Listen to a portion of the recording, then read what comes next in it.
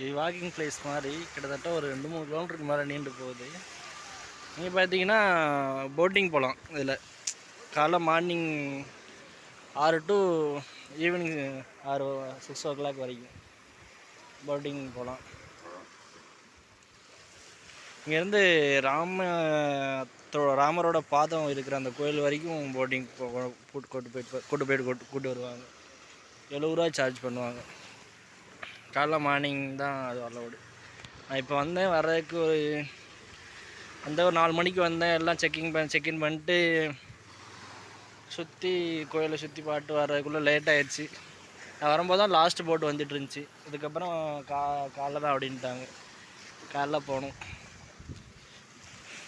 கடலில் போட்டில் போகணுன்னு ரொம்ப நாள் ஆசை. காலையில் போகணும் வெயிட் பண்ணி.